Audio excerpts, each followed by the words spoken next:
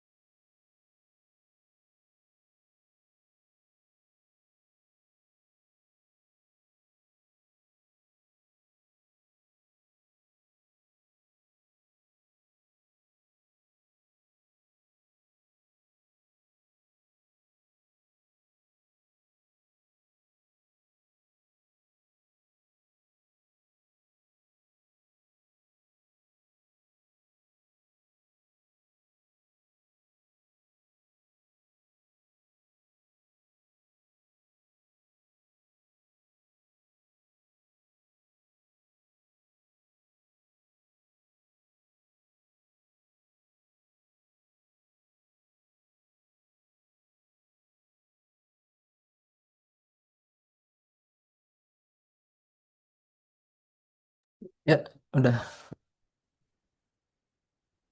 Kita sekalian aja ya.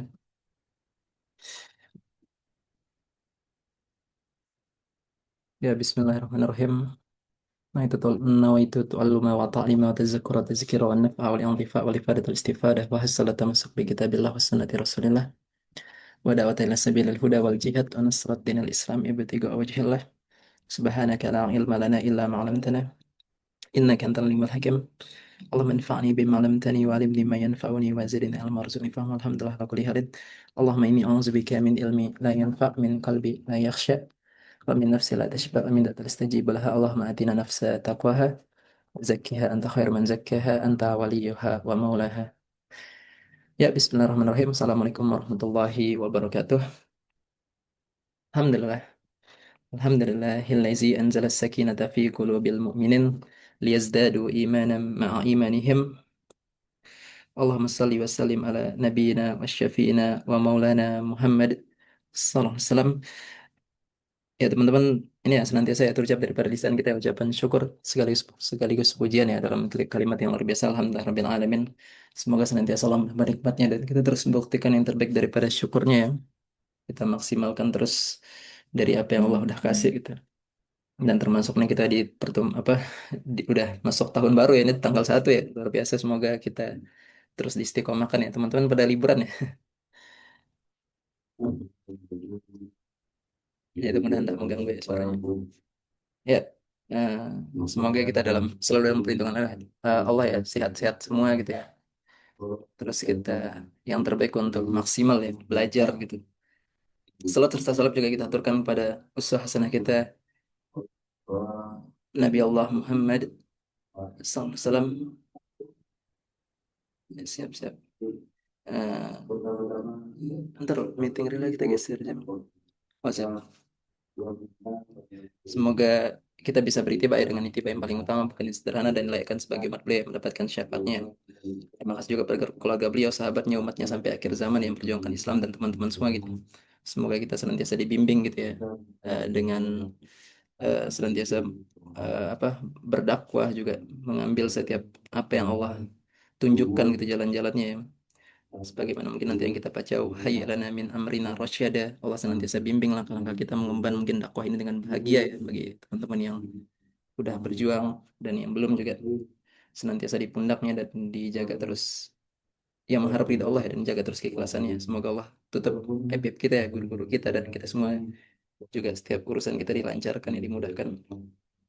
Kita doakan untuk kaum muslimin ya semuanya, untuk Allah senantiasa berikan kekuatan, kesabaran, dan kembalinya izul Islam wal muslimin ya, apalagi di 2026 nih sudah apakah semakin gelap atau tidak ya, mudah semakin gelapnya tuh betul-betul nanti cahaya itu betul-betul hadir gitu ya, sebagaimana pekatnya malam itu kan dekatnya fajar gitu ya. Itu kita doakan ya untuk kaum muslimin sama-sama berjuang gitu ya, untuk untuk mengembalikan izul Islam wal muslimin. Al-Fatihah. Auzubillahi minasyaitonirrajim. Bismillahirrahmanirrahim. Alhamdulillahirabbil alamin. Arrahmanirrahim. Maliki yaumiddin. إياك نعبد وإياك نستعين اهدنا الصراط المستقيم صراط الذين أنعمت عليهم غير المغضوب عليهم ولا الضالين آمين. أعوذ بالله من الشيطان الرجيم. بسم الله الرحمن الرحيم.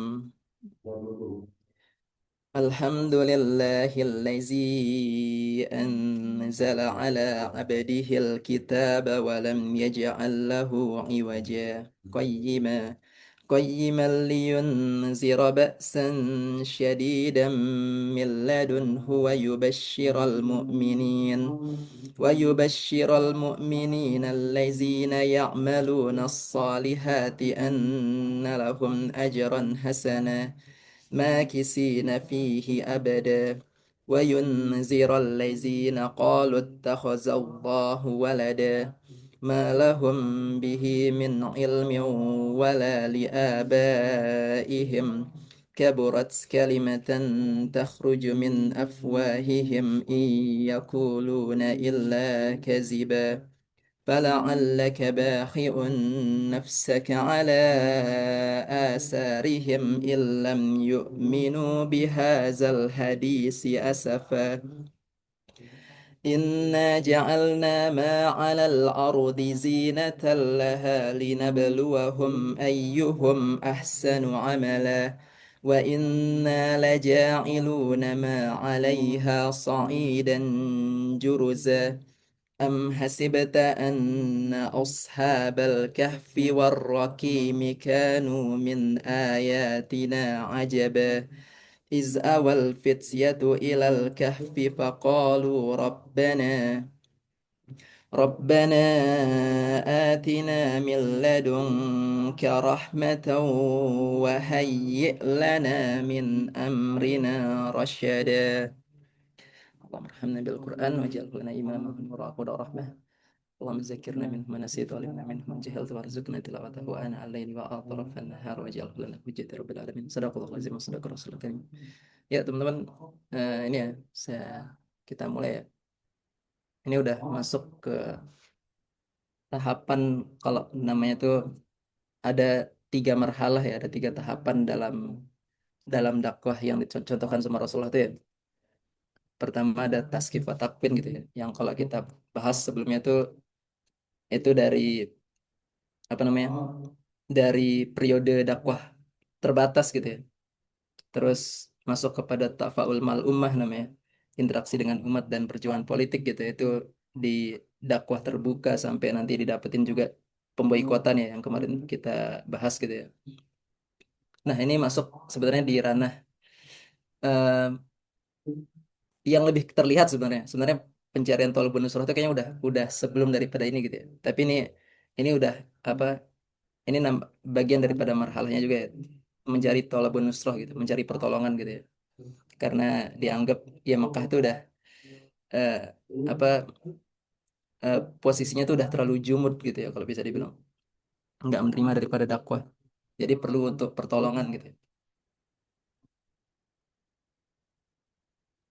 Jadi dakwah ke Taif mencari alternatif pusat dakwah. Ini kelihatan ya, aman. Ini nanti ke depan di share sekalian di ini ya, grup alumni ya, untuk teman-teman yang ngaji ya, biar atau nanti kita ulang lagi sih mungkin. Ya siap. Jadi ada yang melatar belakangi gitu dakwah Rasulullah ke Taif gitu ya.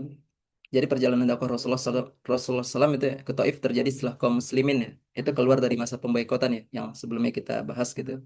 Dan itu bagus tuh kalau teman-teman perhatikan bagaimana membangun opini gitu ya. Bagaimana seakan-akan orang-orang tuh kayak saling tidak kenal gitu ya. Tidak berstrategi sebelumnya gitu ya.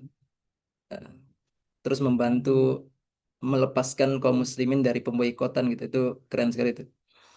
Jadi peristiwa ini merupakan langkah lanjutan ya yang diambil dari apa oleh Rasulullah SAW setelah menimbang gitu ya kondisi dakwah pasca pemboikotan gitu ya. Jadi pada masa yang berdekatan gitu, kalau bisa dibilang nih juga yang lumayan berat gitu ya, masa-masa beratnya ya. Rasulullah SAW kehilangan dua sosok penopang kan, penopang utama dakwahnya gitu. Di mana yang pertama adalah wafatnya Abu Thalib, terus eh, pamannya Rasulullah ya, tokoh Bani Hasim yang selama ini berperan penting sekali gitu melindungi Rasulullah gitu dari eh, ya serangan-serangan fisik dan sebagainya ya, dan ancaman-ancaman Quraisy. Jadi selama Abu Thalib hidup ya, jadi Quraisy itu memang nggak bisa ngapa-ngapain gitu, nggak bisa menyakiti ya. Makanya kenapa sampai yang ditekan Abu Thalib gitu ya, untuk Abu Thalib ini melepaskan perlindungannya, apa dukungannya gitu ya. Kan kalau tiba-tiba mereka menyerang ketika Abu Thalib udah meninggal gitu ya, itu kan akhirnya Quraisy itu jadi apa seakan-akan ya pengecut gitu maksudnya. Kok bisa mereka baru menyerang setelah Abu Thalib itu meninggal gitu. Jadi yang kedua adalah wafatnya Bunda Khadijah radhiyallahu an. Jadi beliau adalah istri setia ya yang menemani Rasulullah SAW sejak sebelum kenabian bahkan gitu ya. Jadi berbagai suka duka gitu. Eh, jadi termasuk yang menanggung resiko dakwah gitu ya. Jadi setelah Rasulullah SAW diangkat menjadi nabi itu kan Ibunda Khadijah itu ya itu merasakan perubahan sikap masyarakat Quraisy kan. Yang dulu dia dihormati jadi dimusuhi. Jadi betul-betul perubahan yang luar biasa gitu ya. Istilahnya makanya sangat luar biasa sekali kemuliaan yang dapat sama Ibunda Khadijah nih. Hal yang tidak dibayangkan sebelumnya gitu. Dan beliau apa Khadijah ini sebagai orang yang pertama gitu ya, yang mengimani gitu ya, bahkan apa namanya menerima dakwah Rasulullah ya tanpa syarat gitu. Jadi kesetiaan dan keteguhan Bunda Khadijah itu nggak pernah berubah gitu meskipun tekanan semakin berat. Kalau Abu Thalib kan menjadi benteng fisik di luar rumah ya, maka Ibunda Khadijah tuh sumber ketenangannya gitu di dalam rumah, kehangatan dan kekuatan batin dalam rumah gitu. Jadi wafatnya dua sosok ini ya itu menjadi pukulan berat ya bagi Rasulullah SAW. Tekanan Quraisy semakin kuat, sementara Rasulullah SAW itu kehilangan sosok istri tercinta yang nggak tergantikan bahkan. Kalau kita dapetin gambarannya kan waktu apa namanya nanti Rasulullah tuh bahkan setelah meninggalnya istri tercintanya itu kan nanti kan menikah dengan banyak wanita kan sebenarnya. Tapi tetap ada kekosongan gitu maksudnya. Bahkan nanti digambarkan di dialog sama sama Ibunda Aisyah gitu ya. Ada kekosongan yang tidak bisa terisi gitu maksudnya. Kecuali oleh Khadijah gitu. Dan salah satu bagus memang apa pernyataan atau hikmahnya tuh ya. Jadi penting sekali memang menjadi orang-orang yang pertama menyambut menyambut kebenaran gitu ya. Ya di antara teman-teman tuh pasti ada orang-orang terdekat gitu ya. Entah itu pasangan dan sebagainya itu yang harusnya memang menjadi penyambut utama kita gitu ya. Itulah yang membuat Ibunda Khadijah itu salah satunya memang tidak terlupakan gitu. Jasanya, hartanya dan sebagainya gitu.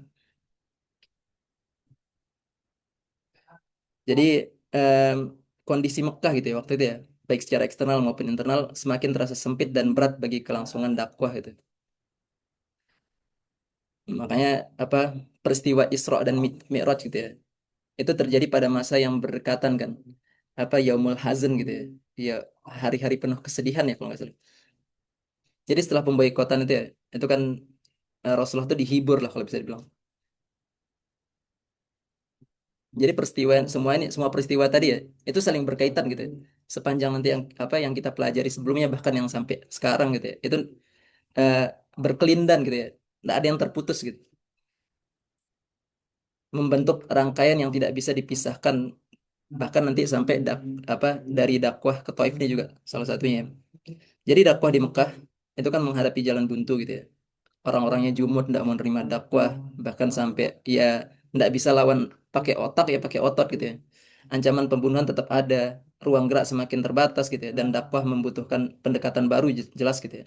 Dari sinilah Rasulullah mulai mempertimbangkan langkah strategis keluar dari Mekah ya, bukan untuk meninggalkan Mekah sebenarnya karena memang pada awalnya memang Mekah nih yang jadi pusat dakwah gitu yang di apa yang diperintahkan gitu ya. Karena kalau kita analogiin gitu ya. Misal nih kalau Pulau Jawa nih ya nerima Islam gitu ya. Itu pasti bakal bakal berpengaruh ke yang lainnya tuh. Karena dia pusatnya gitu maksudnya. Atau ibu kota tuh ya itu bisa bisa nerima Islam gitu ya semuanya tuh. Ya kayak gitu juga Mekah tuh ya. Karena yang seperti kita gambarkan sebelumnya ya, Mekah tuh sebagai tempat berkumpulnya orang gitu. Orang-orang ibadah haji ke sana terus juga ekonomi juga di sana gitu. Makanya kalau bisa diambil jantungnya jelas semuanya bakal bakal tersebar dengan baik gitu. Makanya kan nanti setelah Madinah terus penaklukan Makkah itu kan semakin luas lagi tuh Islam. Jadi tetapi ini ya, tetapi untuk menekan Mekah dari luar ya agar dakwah tetap berjalan itu berlanjut gitu itu tujuannya gitu. Makanya perlu mencari dukungan gitu ya, nusroh gitu.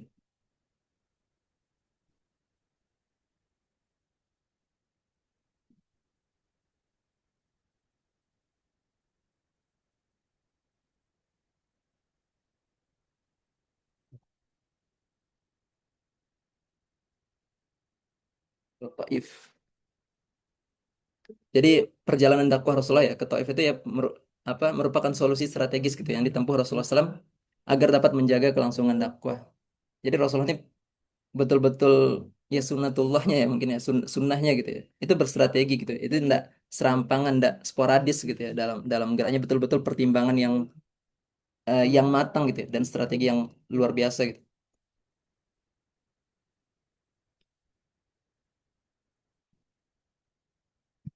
Jadi kenapa sih Taif itu dipilih gitu ya? Jadi kita gambarkan ya bagaimana sih keadaan gitu ya. Taif itu. Jadi Taif itu kan sebenarnya bagian penting dari wilayah Hijaz ya. Ya itu nanti bisa disampaikan. Jadi selain Mekah dan Madinah, letaknya sangat dekat dengan Mekah gitu ya tentu. Dengan jarak kurang dari 100 kilometer memang. Ini apa tepatnya 99 kilometer gitu ya di arah tenggara Mekah. Jadi Taif memiliki peran vital ya sebagai pemasok logistiknya Mekah gitu bahkan terutama buah-buahan dan hasil pertanian. Para ulama tafsir itu menjelaskan bahwa kesuburan Taif itu merupakan bagian dari eh, pengabulan doa Nabi Ibrahim sebelumnya gitu.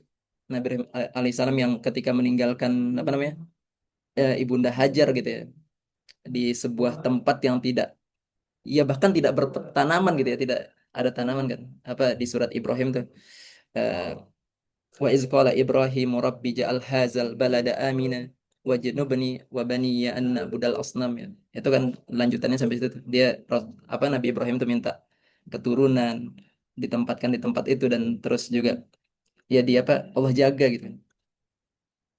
Jadi Taif dikenal subur karena letaknya di dataran tinggi gitu ya dan memang sejuk gitu ya udara sejuk tanahnya subur. Berbagai jenis buah di situ ya anggur, delima, tin dan hasil pertanian lainnya gitu. Selain itu Taif juga berada di jalur perdagangan penting yang menghubungkan Hijaz dengan Yaman gitu. Dan wilayah timur ya, hubungan ekonomi antara Mekah dan Taif sangat erat termasuk melalui pasar-pasar musiman seperti pasar Ukas yang lokasinya lebih apa yang lebih dekat ke Taif gitu. Banyak tokoh Quraisy memiliki lahan dan investasi di Taif gitu. Nah, ini juga nih pentingnya di sini nih. Jadi orang-orang sebenarnya owner-owner eh, perdagangan di Taif itu rata-rata banyak penduduk Mekah sebenarnya. Orang-orang besarnya Mekah gitu. Jadi hubungan geografis juga ekonomi dan sosial ini menjadikan Taif sebagai kota yang memiliki pengaruh besar terhadap Mekah gitu.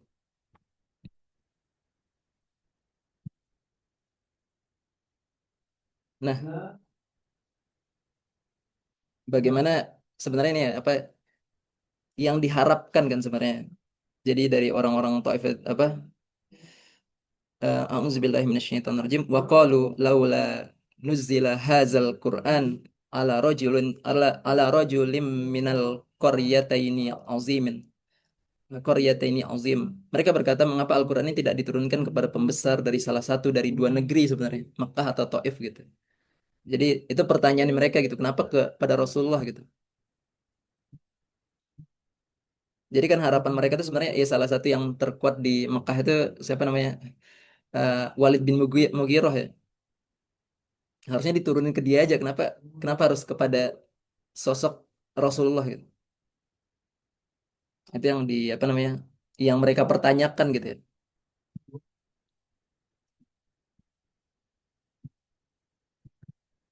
Jadi alasan dakwah ke Taif gitu ya. Jadi kesulitan mengembangkan dakwah di Mekah setelah keluar dari masa pemboikotan ya. Adanya ancaman pembunuhan terhadap Rasulullah SAW dan kepergian dua sosok penting tadi ya, Abu Talib dan Ibunda Khadijah radhiyallahu an.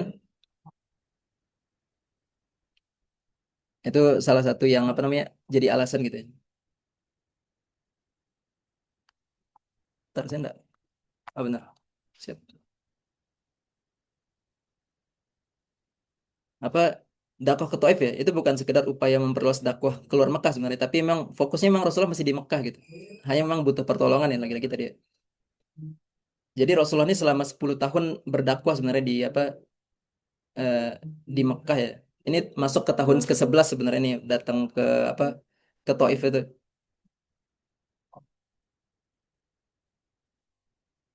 masuk ke tahun ke-11 jadi Rasulullah membutuhkan dukungan eksternal yang dapat menjadi daya tekan terhadap Quraisy dukungan ini tidak mungkin diperoleh dari dalam Mekah ya sebagaimana yang sebelumnya ada pemboikotan gitu ya. Sehingga diperlukan kekuatan dari luar yang memiliki pengaruh terhadap Mekah ya. Lagi tadi apa namanya? Bagaimana hubungan yang erat sekali antara Taif dengan Mekah gitu ya. Jadi sangat sangat bagus sekali gitu maksudnya. Taif dipilih karena posisinya yang strategis. Jika Taif mendukung dakwah ya, maka Quraisy akan berada dalam tekanan besar ya, secara ekonomi gitu ya, politik dan sosial. Dengan demikian tujuan utama dakwah ke Taif adalah menjaga kelangsungan dakwah di Mekah. Itu sebenarnya alasannya. Kenapa ndak kepikiran langsung ke Madinah aja gitu ya? Karena kalau bisa dibilang di masa-masa itu Madinah itu masih masih ini ya, masih perang saudara gitu. Jadi belum kepikiran sampai sampai sampai ke situ gitu ya. Makanya eh, dilakukan yang paling dekat dulu Taif gitu. Nah, ini strategi yang apa ya? Tadi Rasulullah itu enggak sporadis gitu dalam dalam geraknya gitu ya. Betul-betul berstrategi gitu. Jadi perjalanan ke Taif ya. Rasulullah SAW berangkat ke Taif pada bulan Syawal tahun 10 kenabian mendekati 11 gitu ya. Sepanjang perjalanan beliau berjalan kaki dan hanya ditemani Zaid bin Harisah ya. Yang saat itu merupakan anak angkat Rasulullah SAW. Jadi ini menariknya ya. Kan kita tahu ya bahwa Rasulullah itu kan berada dalam radarnya Quraisy gitu ya. Betul-betul diawasi sekali gitu. Jadi beliau tuh keluar rumah gitu ya. Eh, apa eh, beliau nggak keluar diam-diam malam-malam ya, itu bahaya sekali gitu karena tadi masih dalam radarnya Quraisy gitu, itu nggak mungkin beliau lakukan gitu. Tapi Rasulullah tuh berjalan memang di siang hari gitu ya, dengan Zaid bin Harisah aja gitu, terus berjalan kaki gitu. Jadi orang mikirnya kan, oh ini nggak mungkin jauh-jauh nih, karena kalau kalau pakai pakai onta gitu ya, itu tuh pasti bakal bakal ketahuan gitu. Makanya beliau itu mengatur strategi luar biasa gitu, berjalan di siang hari terus bersama Zaid bin Harisah, terus eh, berjalan kaki gitu. Kenapa nggak milih Abu Bakar misal atau apa gitu? Karena bakal lebih ketahuan lagi gitu ya. Terasa gitu maksudnya. Ini Zaid bin Harisah yang menjadi memang apa namanya eh, anak angkatnya beliau gitu ya.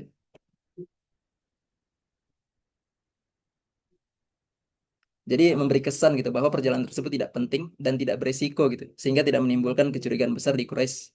Ini menunjukkan ya tadi lagi kecermatan, kepintaran ya Rasulullah dalam berstrategi ya.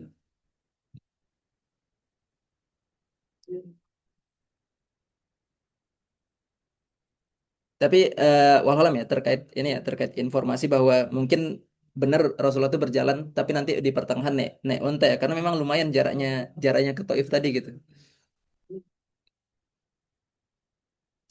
Perjalanan dari Mekah ke Taif itu ditempuh selama 2 hingga 3 hari.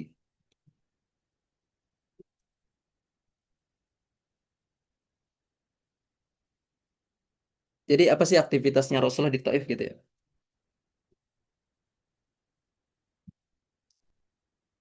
Jadi Rasulullah tuh ya datang ke Taif tuh langsung ini ya langsung menemui jantung kekuatan kotanya sebenarnya. Jadi ndak main dari pinggir gitu. Karena apa? Betul-betul ya berani gitu ya untuk masuk ke jantung kotanya gitu dan menemui kabilah yang kuat sebenarnya. Jadi secara Taif itu ya sama kayak Mekah sebenarnya apa nih? Kumpulan dari banyak kabilah kan. Hanya Rasulullah memilih eh, kabilah yang paling kuat gitu ya, yang paling kuat untuk dipilih gitu. Jadi sasaran utama Nabi SAW adalah para pembesar Taif. Mereka dikenal sebagai tiga bersaudara ya, putra Amr bin Umair As-Saqafi, yakni Abdul Yalail bin Amr, Mas'ud bin Amr, dan Habib bin Amr gitu. Itu yang didatangi sama Rasulullah SAW ya. Jadi berlangsunglah dialog gitu ya. Eh, namun ketiga tokoh gitu ya, tokoh tersebut sepakat menolak dakwah Rasulullah SAW gitu ya. Jadi tidak diterima gitu ya. Karena jelas gitu maksudnya ini bukan apa bukan karena tidak mengenal Rasulullah gitu ya.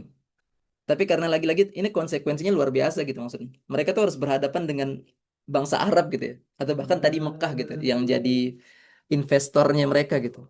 Makanya mereka tuh dengan terang-terangan menolak gitu ya.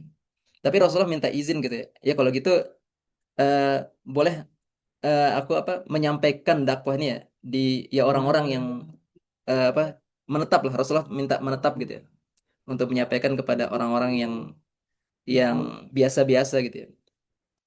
Orang-orang yang beliau temui gitu ya. Jadi Rasulullah SAW melanjutkan dakwah kepada penduduk Taif ya, mendapatkan izin para pembesarnya tadi. eh, terus ya selama 10 hari. Jadi Rasulullah itu di sana selama 10 hari. Rasulullah minta minta ini sih, minta apa namanya? Sebelum itu ya, beliau tuh minta untuk jangan disebarkan gitu maksudnya ke penduduk Mekah ya, karena itu kan akhirnya membuat beliau masih apa namanya? Masih bisa untuk lama-lama tuh di Taif gitu ya. Jangan sampai tersebar berita beliau ini ada di Taif gitu.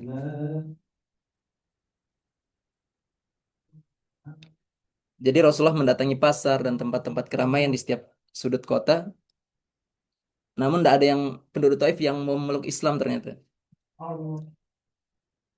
Dan pada akhirnya gitu ya, tokoh-tokoh Taif itu yang merasa kesal gitu ya, dan berusaha mengusir Nabi SAW dengan ya tadi mengutus preman-preman mereka sebenarnya, memprovokasi gitu ya. Jadi sebarkan opini-opini jahat lah kepada masyarakat awam atau preman-preman itu ya, untuk mengganggu dan menyakiti Nabi SAW gitu. Akhirnya mereka melempari Rasulullah SAW dan Zaid bin Harisah dengan batu ya. Sambil berlari meninggalkan Taif, Zaid bin Harisah melindungi tubuh Nabi SAW hingga alas kaki Zaid berlumuran darah gitu ya. Itu yang terjadi. Ya dua-duanya berdarah gitu. Rasulullah berdarah dan Zaid bin Harisah itu berdarah. Rasulullah SAW sempat beristirahat di dalam sebuah kebun akhirnya dari pelariannya itu ya. Kebun itu di pinggir kota Taif milik tokoh Quraisy sebenarnya bernama Utbah bin Rabi'ah, dan Utbah tuh waktu itu ada di situ sebenarnya. Ada di dekat kebunnya sebenarnya. Yang kebetulan sedang berada di kebunnya kan. Jadi Utbah bin Rabi'ah itu kan secara ngelihat kan kasihan gitu. Kasihan sama Rasulullah karena dia itu ada kedekatan lah apa namanya? Ada ya sama-sama orang Quraisy gitu ya. Beliau kan enggak seperti Abu Jahal kan yang sangat keras sekali memusuhi gitu. Makanya Utbah bin Rabi'ah tuh memberikan apa kasihan gitu ya. Menyuruh penjaga kebunnya bernama Adas untuk mengantarkan buah. Jadi Adas yang beragama Nasrani ya, itu ketika kaget gitu ya ketika Rasulullah itu membaca Bismillah gitu. Jadi memang dibawain buah-buahan ya dan makanan gitu ya. Jadi Rasulullah sebelum sebelum makan tuh baca Bismillah, Bismillahirrahmanirrahim. Ada tuh kaget deh, soalnya dia memang orang yang lumayan apa ya kuat secara spiritualnya gitu ya. Aku selama aku di Taif gitu ya, aku belum pernah mendengar orang-orang Taif itu membaca seperti apa yang kau baca gitu. Itu saking kagetnya si apa namanya ada terus Rasulullah, wih berkesempatan lah akhirnya ya. Rasulullah tuh mendapati orang yang mau mendengarkan gitu ya. Itu beruntung sekali gitu adanya Adas di situ tuh. Jadi akhirnya adalah komunikasinya Rasulullah gitu ya. Bagaimana Rasulullah tuh membangun kedekatan-kedekatan gitu ya. Kan secara apa? Saya lupa dia dari mana ya Adasnya. Jadi Rasulullah tuh bilang Adas tuh apa? Menyampaikan kalau dia orang orang orang mana gitu ya lupa saya. Jadi terus Rasul bilang aku punya saudara di situ gitu dia bilang. Namanya Yunus bin Matta gitu ya. Jadi Rasulullah padahal ya tadi apa? Dia seorang nabi gitu ya. Dia seorang nabi dan aku seorang nabi gitu. Kami tuh eh, bersaudara tapi beda beda ibu gitu ya, beda dibangun kedekatan kayak gitu ya sampai akhirnya Adas nih tertarik gitu. Terus setelah akhirnya meninggalkan Rasulullah pergi kembali kepada apa namanya ininya ya eh,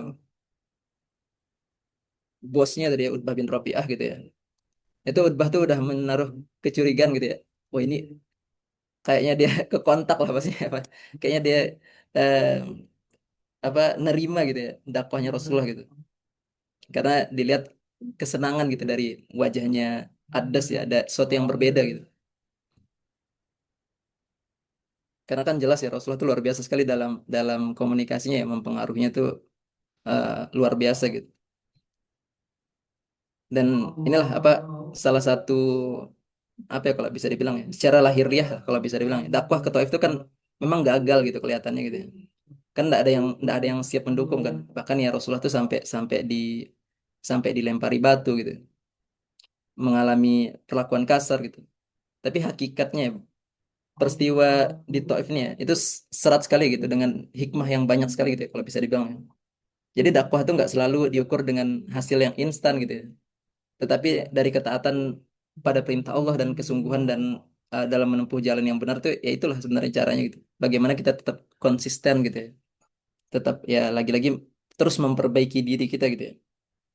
Jadi Allah melihat apa fayanzuru kaifa ta'malun bahkan kalau bahasanya itu ya. Allah melihat upaya kita gitu. Jadi apa lagi-lagi Allah yang menggerakkan dakwah itu ya sampai akhirnya didatangkanlah orang-orang yang memang mau menerima gitu kan. Kalau bahasanya itu jadi makanya kan Rasulullah SAW itu waktu berpesan kepada Ali ya waktu mau penaklukan benteng salah satu benteng Yahudi gitu ya. Itu kan nyampein sebelum kau ke sana gitu ya, sebelum kau memerangi mereka tanyakan kepada mereka gitu ya, disuruh berteriak gitu ya. Adakah dari mereka tuh yang mau masuk Islam gitu ya? Karena itu penting sekali gitu. Kan sebagaimana sebuah hadis dikatakan satu orang yang mendapatkan hidayah gitu ya. Itu bagaikan kita mendapatkan lebih baik daripada unta merah bahkan. Itu kalau kita sebagai wasilah gitu ya, yang menghantarkan orang tuh kepada hidayah gitu. Itu lebih baik daripada unta merah. Dan itulah yang apa yang dikejar gitu ya sama eh, Rasulullah dan para sahabatnya gitu ya. Memaksimalkan dakwahnya gitu.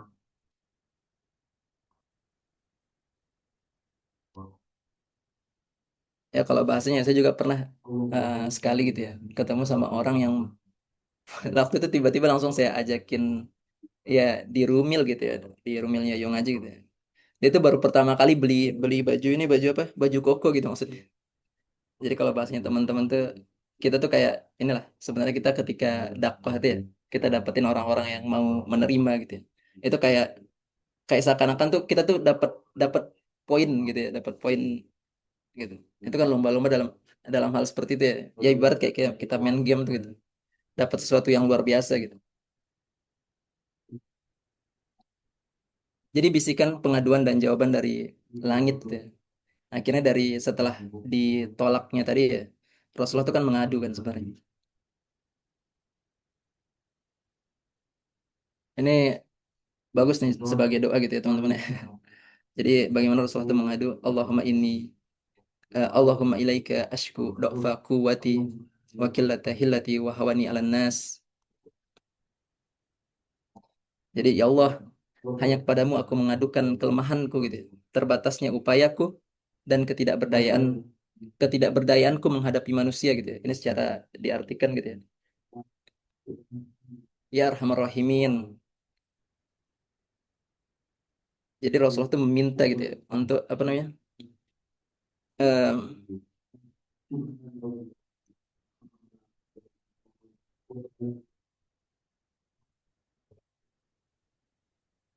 ya apa?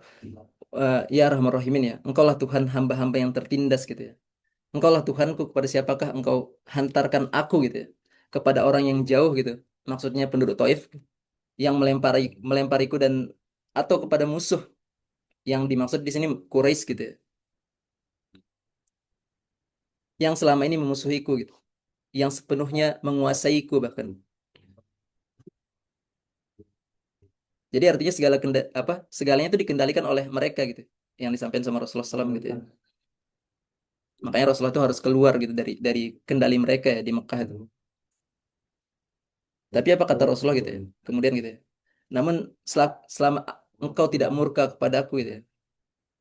Jadi apa? Illam yakun bika alayya ghadabun fala uballi. Selama engkau tidak murka gitu kepadaku, aku tidak peduli gitu. Semua yang kurasakan ini, semua yang kualami ini gitu ya. Kalau ini bukan pertanda murkamu padaku, maka aku tidak peduli gitu. Aku akan terus berjuang, ya Allah, asal engkau tidak murka bahwa aku belum sukses gitu ya, bahwa aku belum berhasil gitu ya. Jadi itulah ya Rasulullah SAW gitu ya. Apa betul-betul yang dipentingin tuh ya itu apa bagaimana hajatnya Allah tuh ya. Bukan eh, bukan tentang dirinya gitu ya. Kalau saya pernah dapetin dulu bagus Ustadz Felix tuh ya pernah ditanya, beliau itu merasa bersalah gitu sama keadaan hari ini gitu ya. Apa namanya? Karena tidak maksimal dakwahnya gitu. Karena memang itu kita sebenarnya nyalahin diri kita ya karena itu sesuatu yang bisa kita kuasai gitu. Jangan-jangan memang belum mastata'tum kita dalam melakukannya, belum maksimalkan perjuangannya, belum berjamaah dan sebagainya mungkin. Makanya kan lagi-lagi itu yang jadi evaluasi diri kita kan. Jadi beliau tuh betul-betul gitu ya, ingin berhasil gitu dan berdakwah itu ya luar biasa gitu. Dakwah beliau totalitas gitu.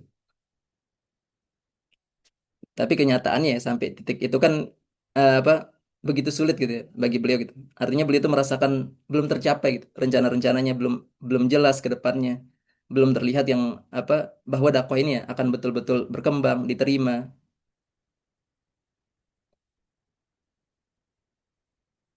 Penduduk Taif melempariku padahal mereka adalah yang kuharapkan gitu bahkan untuk bisa menekan Mekah sementara aku harus kembali ke musuhku yang sepenuhnya mengendalikan eh, mengendalikan segalanya gitu ya, geraknya. Ya Allah, selama engkau tidak murka padaku, aku tidak peduli sakit apapun, seberat apapun, asal engkau tidak apa meninggalkanku ya. Aku hanya berharap ampunanmu yang teramat luas bagiku. Aku berlindung dengan cahaya wajahmu yang menyingsingkan segala kegelapan dan memperbaiki semua urusan dunia dan akhirat. Agar engkau tidak murka dan benci padaku ya Rob, engkau akan mendapatkan segalanya dariku. Engkau boleh menegurku ya, eh, sampai engkau ridho gitu. Itu doanya Rasulullah ya. Jadi betul-betul la haula wala quwata illa billah, itu sangat totalitas gitu ya. Karena lagi-lagi kan, kalau bisa dibilang ya, ini kan sebenarnya dibalas, doanya Rasulullah ini dijawab sama Allah gitu. Makanya peristiwa peristiwa apa namanya, malaikat penjaga gunung tuh ya baru di sini nih, setelah apa namanya, jawaban dari langit lah bahasanya. Jadi apa yang terjadi setelah itu ya? Setelah itu Rasulullah SAW mengadu kepada Allah kan tadi ya. Dijawab Allah langsung. Allah menurunkan dua malaikat, Jibril dan malaikat gunung sebenarnya. Yang betul-betul selama ini menjaga gunung sebenarnya malaikatnya. Jibril mendatangi Rasulullah SAW dengan perintah Allah SWT ya. Setelah terjadi dialog, maka kemudian Jibril mengatakan pada Rasulullah SAW, wahai Rasulullah, itu bersamaku ada malaikat gunung, malaikat Jabal gitu ya. Artinya malaikat yang selama ini mengurusi urusan gunung di dunia gitu. Dia tidak pernah turun sedekat ini ke bumi. Dan untuk urusan seperti ini nggak pernah harusnya ya. Artinya Allah secara khusus gitu memberikan mandat kepada malaikat gunung ya.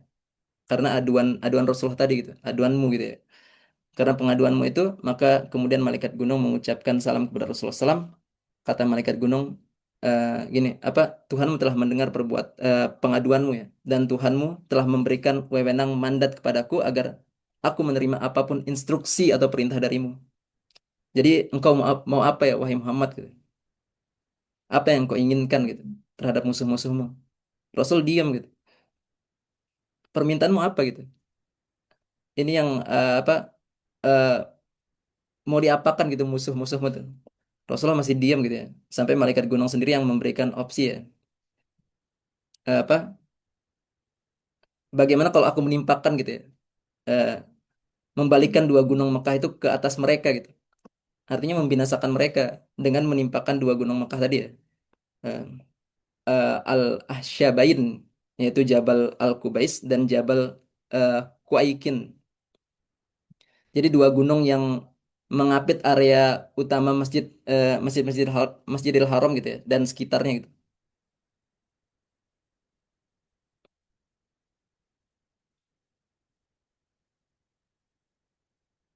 Tapi apa yang apa Rasulullah jawab gitu ya. Rasulullah itu kan tidak mau gitu. Karena apa? Kalau bisa dibilang ya, Rasulullah itu sebenarnya tidak pernah dalam kondisi lemah sebenarnya. Rasulullah itu bisa untuk mengadu seperti ini ya, maksudnya ya, dalam setiap tadi apa namanya? Setiap kelemahannya gitu. Tapi karena lagi-lagi sayangnya Rasulullah itu ke kita gitu ya. Bahkan digambarkan di surat At-Taubah itu, laqad ja'akum rasulun min anfusikum azizun alaihi ma anittum harisun alaikum bil mu'minina raufur rahim. Atau bahkan dalam satu hadis, apa, Rasulullah tuh dipukul sampai berdarah gitu sama umatnya ya. Rasulullah tuh memintakan doa gitu, ampunan kepada umatnya gitu. Itu kan luar biasa sekali gitu maksudnya. Jadi kalau kita berpikir gitu ya, kita menjadi orang-orang yang masa bodoh gitu ya sama saudara-saudara kita tuh ya, itu kita tidak malu gitu. Rasulullah tuh sayang itu maksudnya. Laqad ja'akum rasul min anfusikum azizun alaihi ma anittum harisun alaikum bil mu'minina raufur rahim.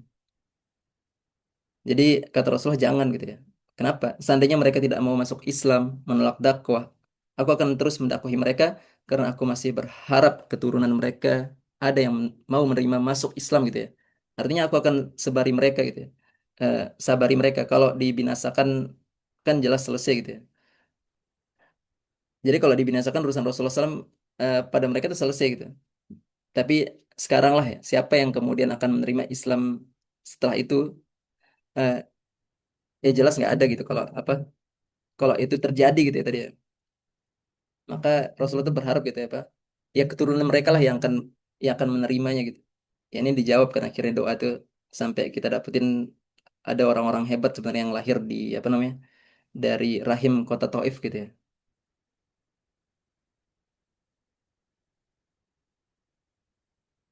Jadi akhirnya setelah itu ya, setelah semua rentetan tadi itu Rasulullah itu kan berniat kembali ke Makkah kan sebenarnya. Jadi sampai apa, ya mau masuk Makkah gitu. Prosesnya singkat gitu ya. Rasulullah SAW singgah atau beristirahat di beberapa tempat sebenarnya. Di atau bahasanya mungkin terminal gitu ya. Di Kam Manazil, kemudian di Wadi Nakhlah, kemudian di Hiro gitu. Sebelum masuk ke dalam kota Mekah gitu. Jadi Hiro itu Gunung Hiro ya, Jabal Nur gitu. Nah, saat beliau berhenti di salah satu tempat gitu, ya, peristirahatan tersebut, jadi Rasulullah tuh kalau bisa dibilang tuh ini ya, dapat wahyu gitu ya. Terus ya memurojaah gitu wahyunya gitu. Menyampaikan pelajaran-pelajarannya kepada Zaid bin Harisah. Jadi beliau membaca Al-Qur'an ya atau membacakan sebenarnya surat eh, sebenarnya di sini ada antara surat Ar-Rahman atau surat Al-Jin gitu ya. Ar-Rahman kalau nggak salah. Makanya nanti surat Al-Jin itu baru keluar setelahnya gitu ya. Bagaimana digambarkan para jin itu mendengarkan gitu maksudnya Al-Qur'an gitu. Jadi beliau membacakan Al-Qur'an gitu ya. Sambil ya tentu menjelaskan juga kepada apa namanya Zaid bin Harisah gitu ya. Di salah satu tempat peristirahatan di apa dekat situ ya Gua Hiro gitu ya. Jadi sekelompok jin yang lewat di situ tuh langsung berhenti gitu. Karena mendengar bacaan Al-Qur'an dan mereka luar biasa langsung tersentuh. Eh, Qul uhiya ilayya annaha nafar apa di surat Al-Jin itu ya. Waalaikumsalam warahmatullahi wabarakatuh. Saya agak lupa-lupa ya. Jarang murojaah juga nih.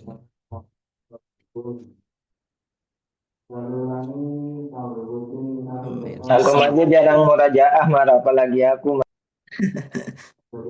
Ya itu makanya kita harus memperbaiki kayak harus. A'udzubillahi minasyaitonir rajim. A'udzubillahi minasyaitonir rajim. Qul uhiya ilayya annahu istama'a nafarum minal jinni faqalu inna sami'na Qur'anan ajaba. Jadi apa?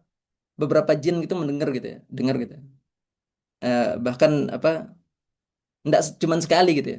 Itu berkali-kali sebenarnya jin tuh datang apa namanya di majelisnya Rasulullah gitu untuk mendengar gitu. Nyimak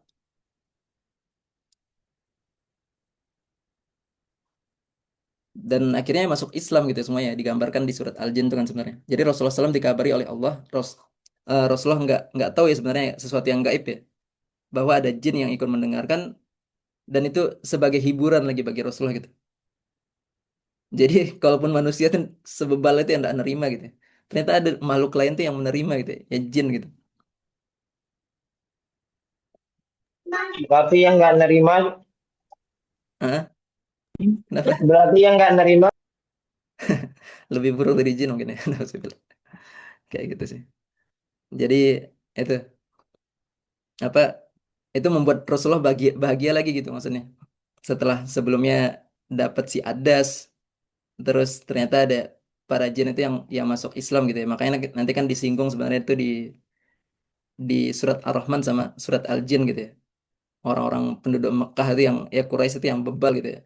Sampai kok tidak bisa mereka tuh menerima gitu ya daripada Al-Quran itu. Jadi ini kembalinya Rasulullah ke Mekah ya. Apa Rasulullah tidak dapat masuk begitu saja ya ke kota Mekah jelas gitu. Ancaman pembunuhan terhadap beliau masih berlaku. Karena itu beliau baru dapat masuk kota kelahiran itu setelah mendapatkan jaminan perlindungan keselamatan dari seorang tokoh Quraisy bernama Mut'im bin Adi dari Bani Naufal gitu. Jadi emang perlu perlu apa namanya perlindungan tuh masuk ke Mekah lagi tuh. Dan eh, Mut'im bin Adi ini siap gitu menerima apa namanya melindungi Rasulullah gitu. Sampai akhirnya Rasulullah tuh ya kembali ke Mekah gitu ya. Itu sih proses daripada dakwah di Taif gitu ya. Perjalanan yang sebenarnya penuh strategi tapi apa namanya? Mungkin secara permukaan gitu ya terlihat gagal gitu tapi lagi-lagi tadi satu orang masuk Islam itu udah suatu kebanggaan gitu. Kayak gitu sih. Bukan, bukan novel itu ya kayak gitu sih. Mungkin kita sharing-sharing ya karena kalau disampaikan terlalu full banyak soalnya. Ntar saya share screen. Nah, itu bisa tuh sekalian Mas Ansori sampein apa tadi kata Mas Habib. Habib Anis maksudnya. Mas Habib.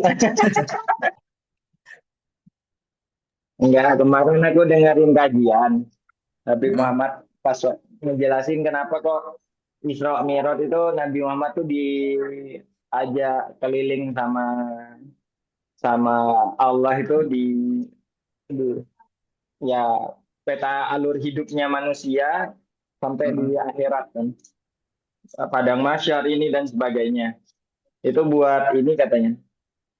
Lagi nge-trial ngasih tahu ke Nabi Muhammad alurnya orang-orang nanti di akhirat kayak apa biar bisa ngasih syafaat di setiap pos. Itu sih. Ibrohnya salah satunya di Isra Mi'raj begitu. Jadi oh, syafaatnya Nabi itu akhirnya mencakupi semuanya kata Habib Muhammad dari setiap proses itu gitu. Itu Insya Allah. Iya udah kan kasih gambaran kita juga kan sebenarnya bagaimana itu keadaan di sana. Dan itulah kalau bisa dibilang ya kenapa Rasulullah tuh bilang gini, seandainya kalian tahu apa yang aku tahu gitu ya, niscaya kalian akan sedikit tertawa dan banyak menangisnya. Kayaknya itu kalau nggak salah dari setelah setelah itu ya wallahualam. masalahnya aku jelasin dosa pahala mereka malah ketawa-ketawa Tahu. malah. Emang.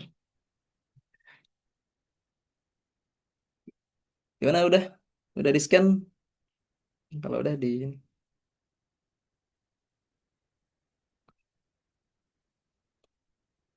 kayaknya nanti nih bagus kayaknya setelah coba kita ini ya nanti insya Allah kita data yang kalau binus kan udah nih udah luar biasa nih ada Mas Adin yang memberikan hadiah gitu ya. Nanti coba kita lihat teman-teman ya yuk ngaji yang hadir kemarin dari episode awal.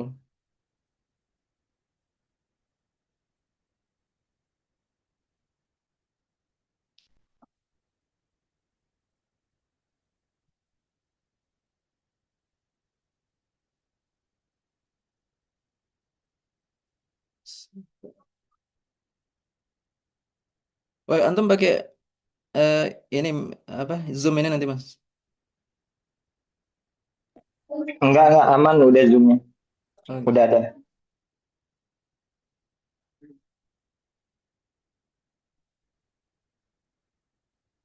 Makanya kan aku baru inget kan, baru cek grup. Terus aku pikir, nah, kan Amar juga ada nyampe jam 9. Makanya hmm, tak minta nunggu selesai pembinaan aja. siap siap. Ini bukan pembinaan ya, kita udah ganti nama sebenarnya. Ini kajian kajian sirah pilihan. Berikutnya sirohnya siapa yang mau dipilih, Mas? Maksudnya udah tidak menjadi ini. Kita kalau pembinaannya lebih kepada sesuatu yang sifatnya praktis.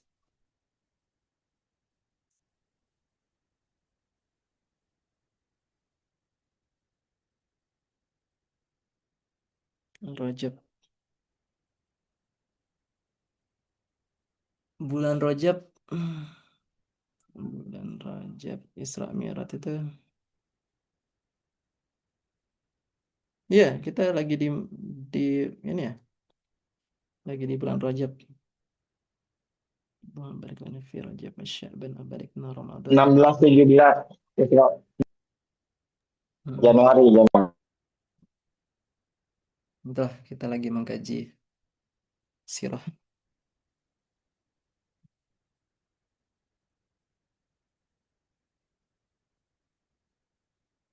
Mana kalau udah ada ini nggak diskusi biasanya dari Raffi, Raffi.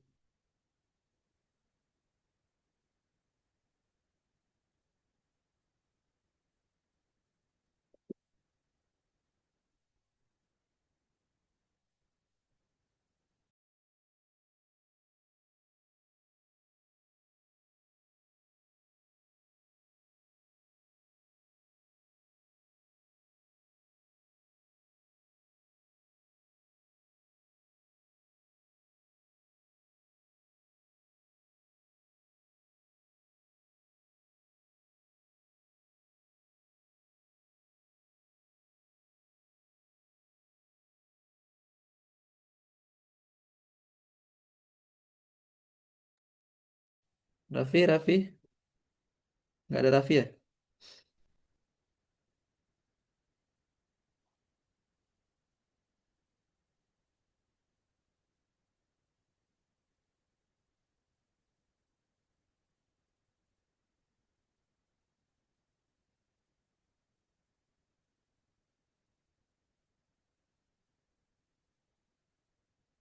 Tuh ada yang lagi ngetik.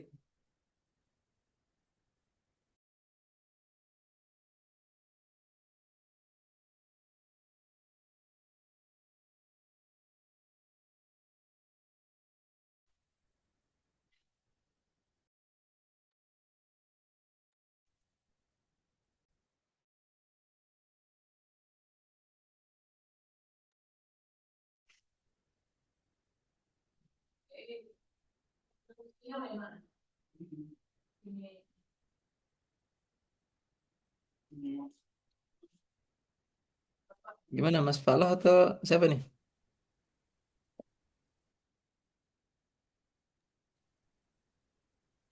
Halo, Gimana Mas Falah? oh, bentar, Tat. Saya mau ngetik tapi saya lagi di HP toh. Nyari chatnya nggak ketemu. Oh gitu.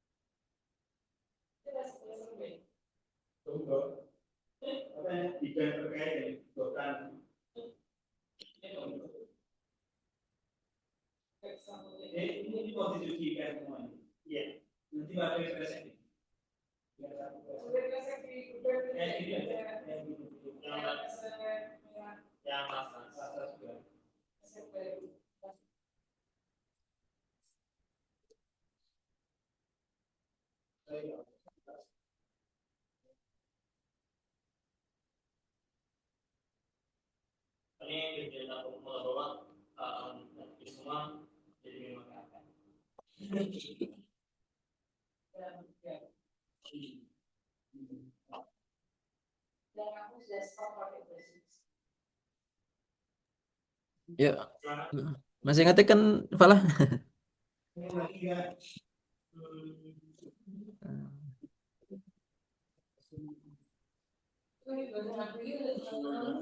Sampai 24.5 ya. Kalau nggak ada. Falah masih ngetik nih kayaknya.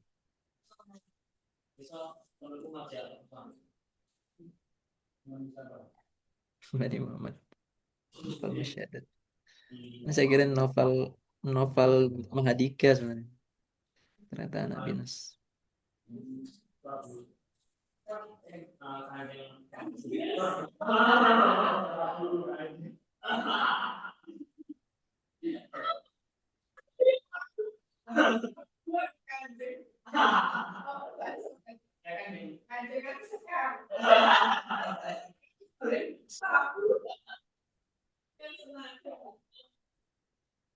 Taruh di YouTube.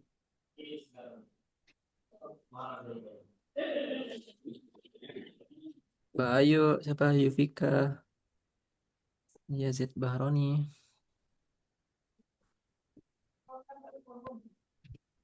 Saya perlu ikut rapor nggak nanti Mas?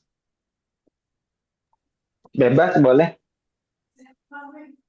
Oke. Mbak Asnin, Mbak Asnin.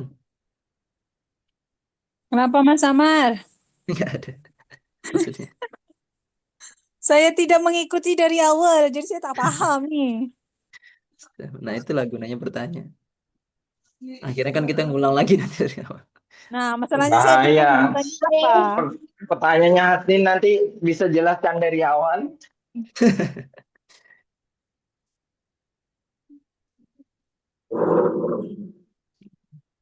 Tunggu Mas Falah nih kayaknya mewakili.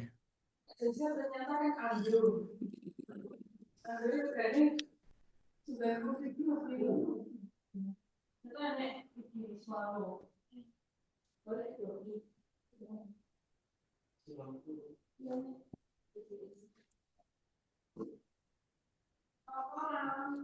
malam.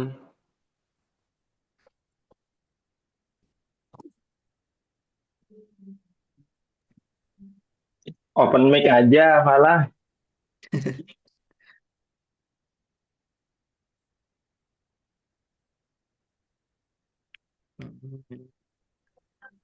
Satu-satunya nama nama ekstrim di Binus. Siapa? Pala. Pala itu. Coba tanya ke Pala nama lengkapnya siapa. Falaji, Falaji Hadi. Iya, panggilannya Jihad di Binus. Jihad, langsung yang lain takbir.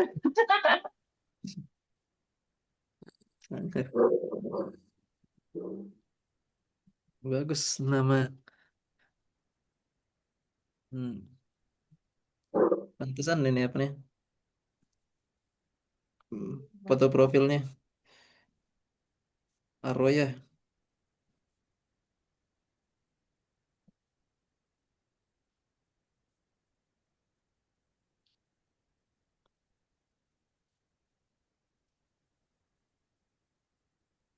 Hmm, hmm, hmm, hmm.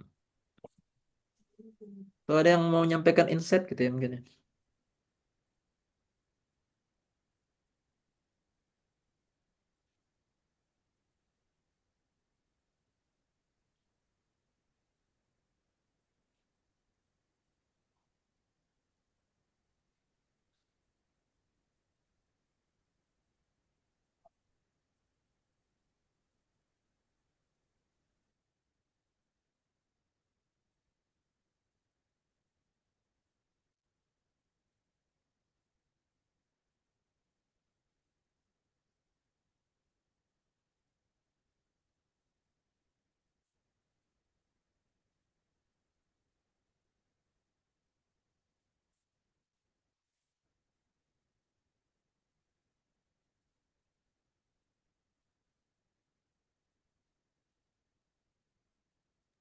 Ya, mungkin ada.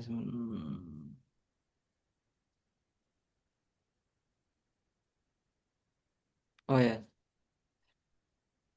ada bagus ini ya. Apa yang bisa dipraktekkan dakwah di Taif ya. Jadi pertama emang sebenarnya yang untuk kita praktikkan gitu ya. Lagi-lagi sebenarnya semangatnya sih sebenarnya. Semangatnya Rasulullah SAW gitu ya. Yang betul-betul selain itu ya sebelum itu kan pertama kita bahas strategi gitu. Bagaimana memang Rasulullah itu berstrategi ya dalam dakwah itu penting sekali untuk kita pahami ya. Terus yang kedua eh, tadi bagaimana semangatnya Rasulullah yang luar biasa totalitas gitu dalam dakwah.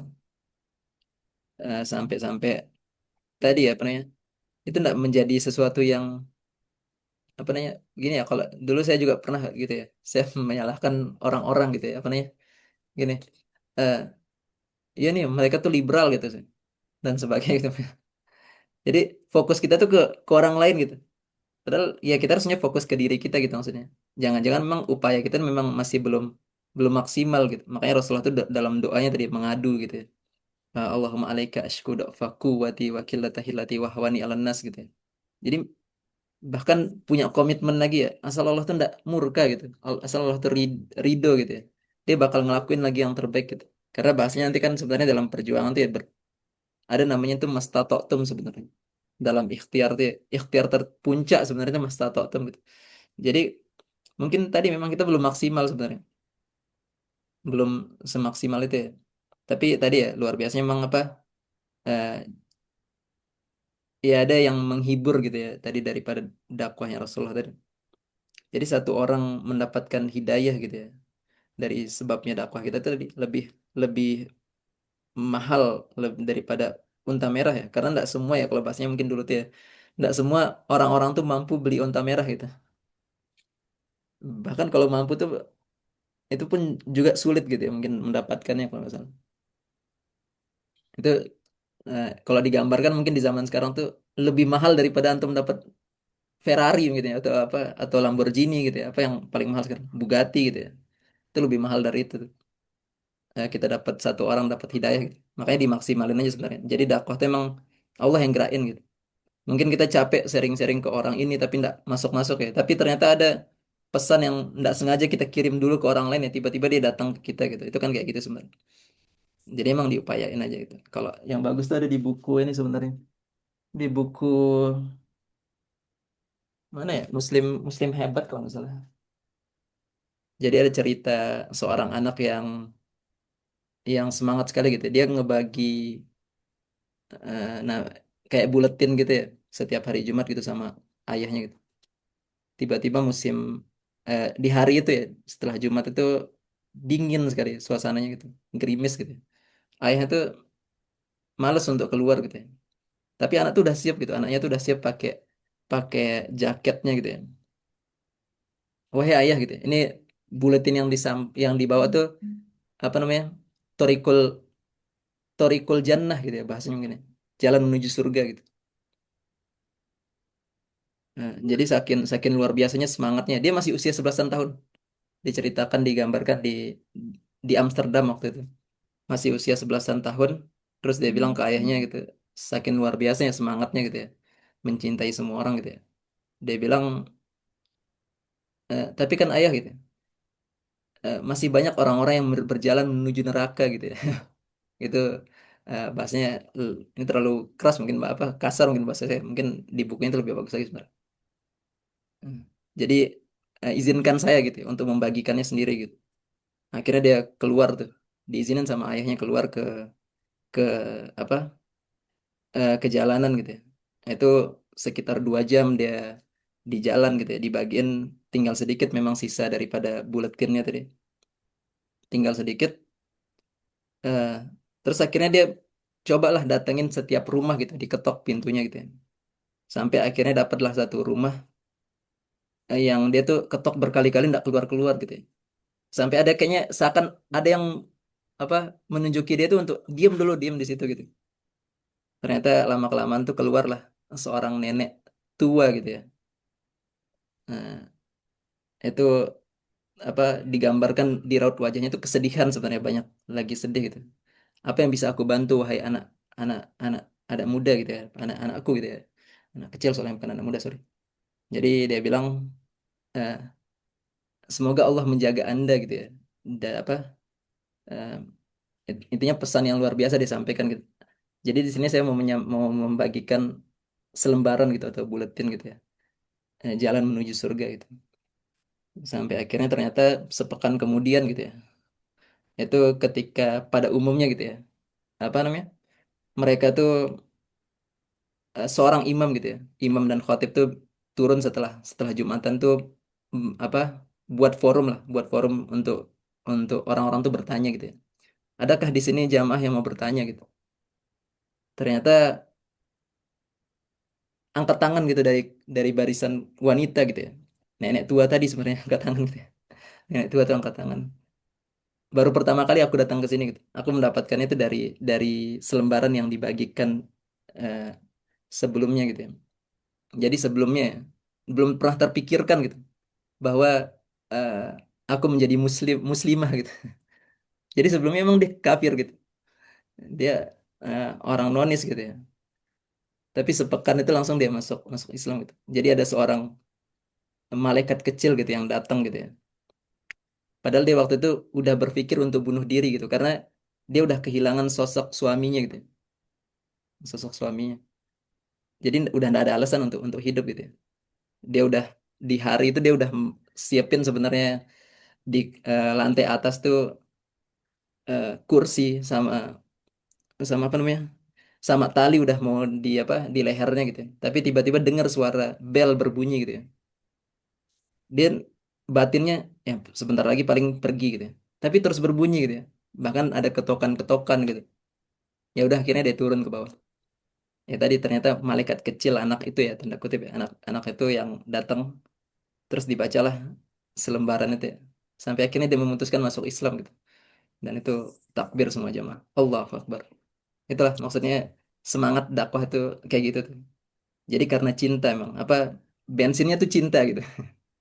Makanya kalau tadi kita gambarkan bagaimana Rasulullah tuh seluar biasa itu ya, karena dia cinta sekali sama kita gitu maksudnya. Ya begitu juga harusnya kita cinta sama umatnya Rasulullah ya. Kayak gitu sih, walau alam.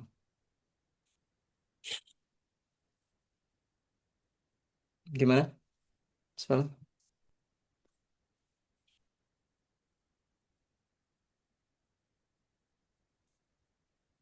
itu ya Mas Pala ya.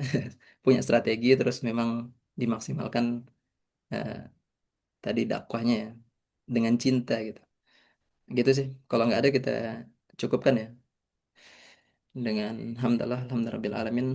Astagfirullahaladzim, astagfirullahaladzim, astagfirullahaladzim. Dan laqabtul majlis subhanakallahumma bihamdika asyhadu an la ilaha illa anta astaghfiruka wa atubu ilaik. Amal tusan zalam nafsi faghfir li fa innahu la yaghfiru dzunuba illa anta. Wallahu a'lam bissawab. Hadanallahu wa iyyakum ajmain. Ihdinas siratal mustaqim.